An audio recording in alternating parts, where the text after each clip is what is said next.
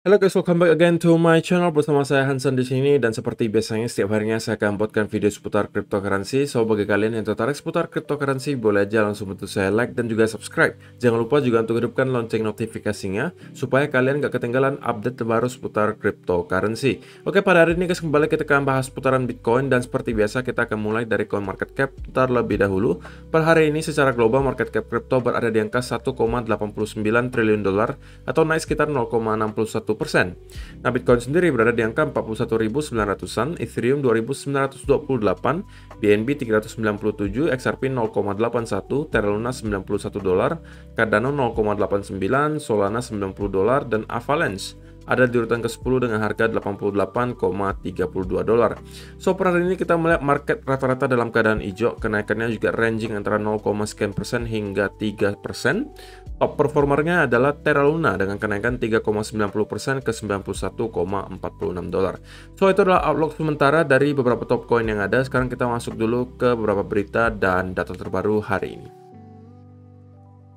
Nah, yang pertama, kembali kita mendapatkan berita adopsi yang terjadi di sebuah negara, dan kali ini di Honduras. Dikatakan oleh Dr. Robert A. Malakas bahwa sepertinya Honduras akan menyusul El Salvador untuk mengumumkan Bitcoin sebagai alat pembayaran yang legal di negara mereka. Tentunya ini baru sekedar berita, belum benar-benar disahkan, belum benar-benar diumumkan, tetapi saya juga udah membaca beberapa artikel yang mengatakan hal yang sama, bahwa sepertinya Honduras akan menyusul El Salvador untuk melakukan hal yang sama, alias menjadikan Bitcoin sebagai legal tendernya.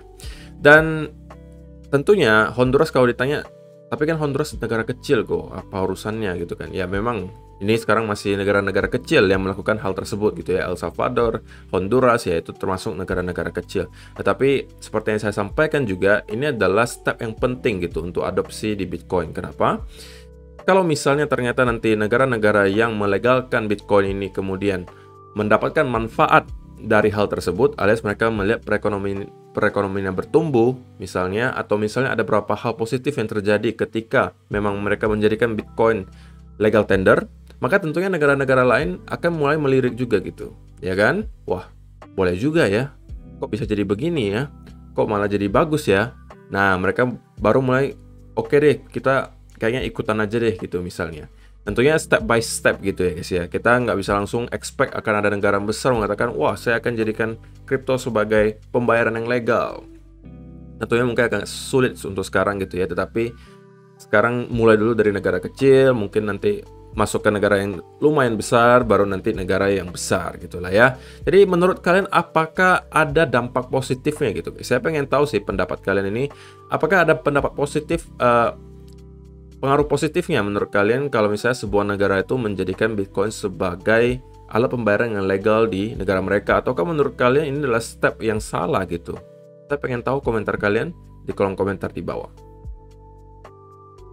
Nah, yang berikutnya ini adalah sebuah data on-chain yang disampaikan oleh TXMC. Dia mengatakan, exactly 2 years has passed since Bitcoin clawed its way back above the realized price, essentially the network cost basis. Jadi dinamai ini adalah realized price. Jadi simpelnya penjelasannya seperti ini. Garis realized price-nya ini adalah yang warna biru ya guys. Nah, apabila kita melihat harga Bitcoin berada di bawah garis realized price ini dapat diartikan bahwa kebanyakan para holder itu dalam keadaan loss. Oke, supply is majority in loss. Jadi kalau misalnya kita melihat ada harga Bitcoin di bawah garis realized price ini, maka sebagian besar orang-orang yang merupakan holder itu dalam keadaan loss gitu ya. Dan ini sebenarnya sangat jarang terjadi, tetapi pernah.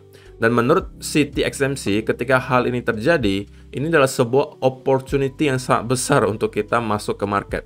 Karena biasanya ketika kita berada di bawah garis realized price ini, itu tidak akan bertahan lama gitu guys.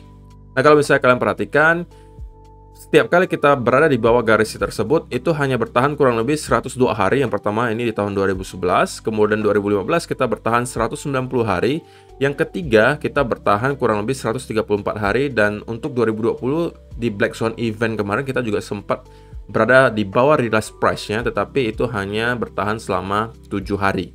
Gitu ya. Jadi dalam sejarah Bitcoin itu hanya terjadi 1, 2, 3, dan 4. Dan kalau misalnya worst case scenario-nya kita akan break di bawah 30.000, anggapannya mungkin ke 20 ribuan.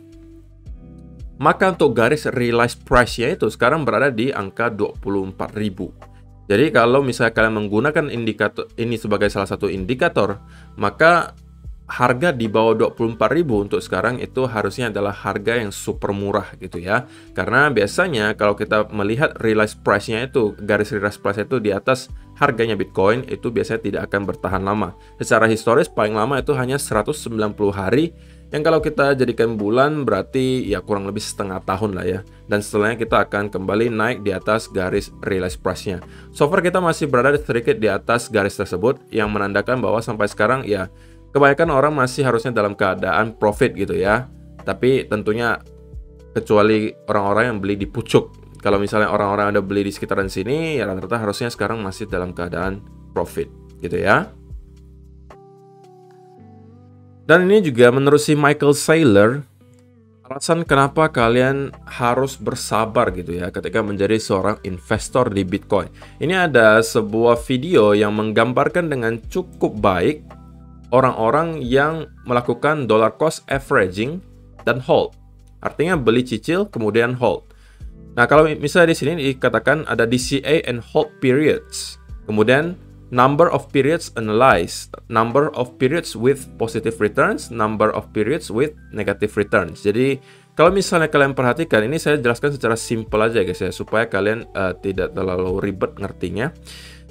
Nah, ketika kita melihat chart di sini, kita bisa mengambil kesimpulan bahwa kalau misalnya ada yang merah-merah ini berarti masih ada yang loss gitu ya. Nah, tetapi kalau semakin lama kalian hold, di sini semakin angkanya bertambah, berarti semakin lama kalian DCA dan hold, maka semakin kecil kemungkinan kalian untuk loss. Dan kalau misalnya kalian lihat sampai videonya di akhir, nah, maka ketika hari ke 1091, alias kalau kita jadikan tahun mungkin kurang lebih 3 tahun, jadi setiap orang yang sudah dollar cost averaging dan hold kurang lebih hampir 3 tahun di Bitcoin, itu hampir tidak pernah mendapati yang namanya loss. Oke, orang-orang yang sudah hold minimal 3 tahun, itu hampir tidak pernah melihat yang namanya loss. Jadi ini sekali lagi guys, menunjukkan ke kita pentingnya untuk bersabar. Ketika kalian menjadi seorang investor, sekali lagi kalian harus long term oriented. Jangan kalian samakan dengan trader. Oke, kalau trader itu bisa beli hari ini mau keluar minggu depan, beli hari ini keluar bulan depan, atau beli hari ini mau keluar besok, atau bahkan beli hari ini keluar 1 jam lagi. Itu namanya trader. Tapi kalau kalian menyebut diri kalian sebagai seorang investor, orientasi kalian itu harus jangka panjang. Dan jangka panjang itu tentunya relatif gitu ya. Tapi menurut saya minimal kalau di kripto ya 3-5 tahun itu udah termasuk long term gitu, atau jangka panjang. Dan ini juga bisa kalian jadikan sebuah data gitu ya, yang mungkin bisa meyakinkan kalian lagi untuk lebih bersabar ketika kalian hold Bitcoin. Secara data, sekali lagi, orang-orang yang sudah hold minimal 3 tahun Bitcoinnya itu tidak pernah dalam keadaan loss. Oke? Jadi itu perlu kalian keep in mind. Jadi jangan sampai kalian terlena lagi, oke, untuk panic selling di bottom. Oke? Jadi itu adalah pesan untuk hari ini. Nah, sebelum kita lanjut ke chart, sekali lagi saya pengen ingatkan untuk kalian yang merasa sekarang aset kripto kalian tidak bekerja sama sekali karena mungkin kalian masih dalam tahap wait and see. Misalnya kalian sekarang kebanyakan dalam stablecoin USDT atau USDC, kalian bisa langsung aja depositkan USDT dan USDC-nya ke Bybit untuk melakukan staking fleksibel. Staking fleksibel apa? Mungkin saya udah pernah jelasin di video-video sebelumnya, dimana kalau kalian staking fleksibel, kapanpun kalian pengen pakai USDT dan USDC-nya, itu kalian bisa tarik. Beda dengan staking-staking lainnya yang biasa akan ke-lock gitu kan. Kalau di sini, kapanpun kalian pengen pakai dananya, itu bisa langsung kalian tarik. Dan APY-nya juga termasuk cukup besar. 3% untuk USDT 2,5%, dan kalau misalnya kalian pengen lain, kalian bisa cek juga di sini. Kalau kalian yang belum punya akun Bybit, silakan kalian daftar dulu dengan link yang sudah saya sediakan di kolom description di bawah. Karena kalau kalian mendaftar sekarang, kalian berkesempatan mengikuti berbagai event yang sudah saya jelasin di video kemarin lusa. Dan tentunya kalian berkesempatan untuk mendapatkan reward hingga ratusan dolar gitu ya. So, itu adalah beberapa berita dan data terbaru hari ini yang pengen saya sampaikan untuk kalian. Sekarang kita masuk dulu ke chart. Dan hari ini saya pengen update dulu untuk chartnya US dollar gitu guys, oke? Dan kita mulai dari daily chart terlebih dahulu. Nah, saya pernah bahas chart ini beberapa video video di beberapa minggu atau beberapa hari yang lalu, di mana saya katakan bahwa US dollar itu udah approaching area resistance guys, kalau kalian masih ingat. Oke, selain kita approaching atau mencapai area resistance, kita juga mencapai upper trend line dari ascending channel di sini.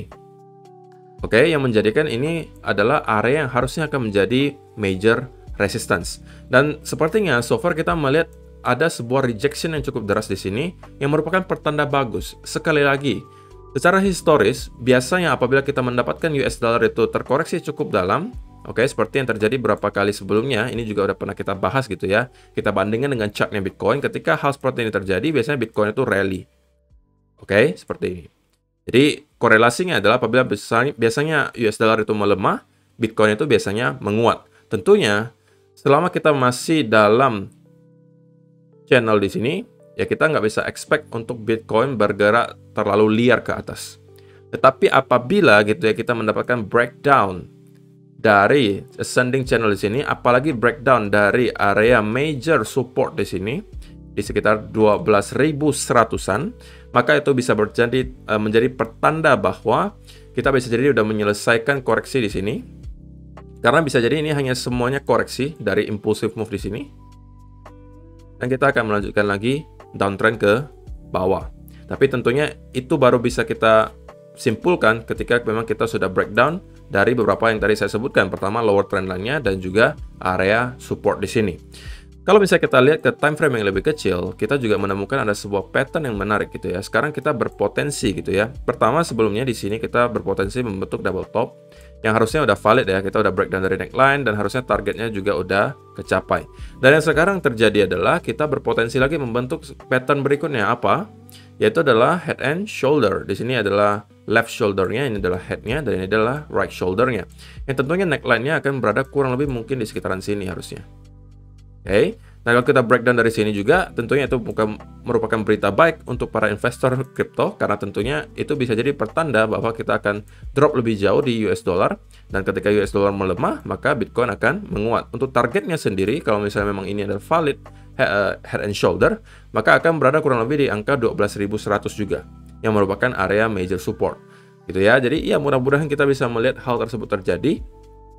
So far masih sesuai dengan skenario yang kemarin kita sebutkan, di mana saya expect memang akan ada rejection di sini karena kita memang mencapai area resistance gitu ya. Tetapi yang selanjutnya perlu kita lihat adalah tentunya masih pelemahan terus ke bawah supaya Bitcoin bisa terus rally ke atas gitu ya. Nah, itu update untuk US dollar. Nah, sekarang kita masuk ke chartnya Bitcoin. Yang sebenarnya so far masih terlihat cukup membosankan gitu ya, walaupun ya kita masih ada melihat kenaikan yang terjadi, tetapi nggak terlalu signifikan sebenarnya. Dari kemarin saya masuk itu hanya kenaikannya kurang lebih 3,47%. Kita sepertinya juga sekarang tertahan di area key level weekly chart. Sekali lagi guys, weekly chart itu merupakan chart yang sangat penting untuk para investor jangka panjang, dan sekarang itu kita berada persis di kurang lebih area key level weekly chart. Oke, yang sudah berkali-kali mereject harga Bitcoin, dan kita sepertinya kesulitan nih guys. Sekarang kita malah berpotensi membentuk double top, ya kan? Dan kalau misalnya ini valid double top dan kita malah breakdown dari sini, kemudian sekaligus kita juga breakdown dari trendline yang tercipta di sini, maka tentunya ini bukan berita baik untuk kita dan bisa jadi kita akan drop lebih jauh, gitu ya. Jadi ini adalah salah satu yang saya akan pantau hari ini. Tetapi tentunya dengan volume yang sangat kecil seperti ini, memang saya expect tidak akan ada pergerakan yang terlalu spesial hari ini guys. Mungkin kita harus menunggu sampai Senin besok baru bisa melihat pergerakan lagi. Dan kalau di 1 hour chart juga sama, kita hanya melihat ada pergerakan yang terlihat cukup sideways di sini, oke? Dan volumenya juga terlihat cukup kecil. Jadi sebenarnya tidak terlalu excited gitu saya ngelihat chartnya beberapa hari ini, walaupun ya saya kemarin sempat cuan di sini, cuman ya pergerakannya masih terlihat cukup membosankan. Karena kalau kalian zoom out guys di daily chart, kita itu ya sebenarnya belum melakukan apa-apa. Kita masih dalam keadaan sideways saja. Perlu kalian ingat bahwa selama kita belum break di kedua area ini, kita itu masih dalam keadaan sideways. Jadi tidak ada alasan bagi kita untuk terlalu excited ketika kita naik ke sini, dan tidak juga ada alasan bagi kita untuk terlalu takut apabila kita drop lagi ke sini. Oke, karena ini memang adalah range-nya. Sideways movement-nya di sekitaran sini. Selama kita berada di kedua area ini, ya kita bisa aja bolak-balik mantul di sekitaran sini-sini aja. Nah, ketika kita sudah breakout disertai dengan retest misalnya, kemudian konsolidasi, nah baru dari sini kita mungkin baru bisa expect Bitcoin akan bergerak jauh lebih ke atas, atau kita breakdown sekaligus konsolidasi, maka ini baru bisa menandakan bahwa Bitcoin sepertinya akan drop lebih jauh. So far kita kalau di daily chart masih dalam keadaan sideways, kita masih harus menunggu market itu ya pengennya kemana. Tetapi tentunya di dalamnya kita bisa curi-curi sedikit kalau ada setup di shorter time frame, misalnya di 1 hour chart. Kalau misalnya ada setup ya kita bisa masuk seperti yang terjadi kemarin di sini. Ada bull flag, kita bisa masuk ya kan. Tapi untuk sekarang tentunya patternnya menurut saya belum terlalu jelas, selain kita tentunya berpotensi membentuk semacam double top. Tetapi pun kalau misalnya kalian short di sini, ini tentunya bukan area yang baik untuk short. Kenapa? Karena kita akan langsung ketemu lagi dengan area support di sekitaran 40.000 yang secara risk and reward akan membuat kalian tidak terlalu memadai gitu ya. So, kesimpulannya kalau untuk hari ini short termnya, saya masih akan dalam keadaan wait and see terlebih dahulu. Tidak akan ada yang berubah dari video yang kemarin saya sampaikan. Saya masih akan menunggu, dan saya masih memang pribadi expect kita akan sedikit break di atas area ini. Oke. Baru dari sini kita harus ngeliat lagi apa yang terjadi selanjutnya. Apakah kita akan mendapatkan drop besar-besaran. Karena so far kita udah membentuk sedikit bearish divergence ya guys. Dimana kita ada membentuk higher high di sini. Walaupun higher high-nya cuma sedikit aja gitu ya. Tetapi ini masih termasuk higher high, tapi di indikatornya kita udah start untuk membentuk bearish divergence gitu ya.